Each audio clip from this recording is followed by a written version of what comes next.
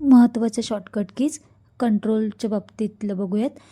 Select all करायचं असेल तर कंट्रोल ए वापरू शकतो. बोल्ड करण्यासाठी कंट्रोल बी, कॉपी करण्यासाठी कंट्रोल सी. पॉवर पॉईंटमध्ये जर असाल एखादी आहे त्या स्लाईडची जर डुप्लिकेट करायची असेल तर कंट्रोल डी वापरू शकतो. कंट्रोल ई सेंटरची अलाइनमेंट द्यायची असेल तर कंट्रोल एफ फाइंड. जर काही शोधायचं असेल तर पटकन कंट्रोल एफ केलं तर सर्च बॉक्स ओपन होतो. आपल्याला जे काही शोधायचं आहे ते आपण त्या सर्च बॉक्समध्ये टाकून शोधू शकतो. Control G go to, control H replace, control I इटॅलिकसाठी, कंट्रोल जे पॅरेग्राफला जर जस्टिफायची अलाइनमेंट अप्लाय करायची असेल तर पॅरेग्राफ सिलेक्ट करून कंट्रोल जे केलं तर पॅरेग्राफ जस्टिफाय होतो.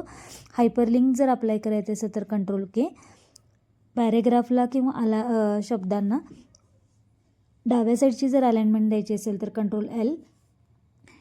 पॉवर पॉईंटमध्ये असं नवीन स्लाईड इन्सर्ट करायची असेल तर कंट्रोल एम. न्यू पेज जर ॲड करायचं असेल तर कंट्रोल एन. आहे ती फाईल सेव्ह केलेली असेल आणि ती ओपन करायची असेल तर कंट्रोल ओ. आहे ती फाईल जर प्रिंट करायची असेल तर कंट्रोल पी. बंद करायचं असेल तर कंट्रोल क्यू.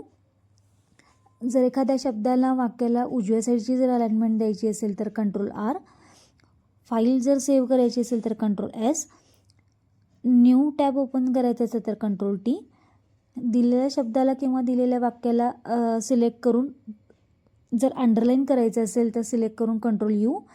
पेस्ट करायचं असेल तर कंट्रोल व्ही. आहे ती फाईल जर क्लोज करायची असेल तर कंट्रोल डब्ल्यू. कट करायचं असेल तर कंट्रोल एक्स. रिडू करायचं असेल तर कंट्रोल वाय. अंडू करायचं असेल तर कंट्रोल झेड.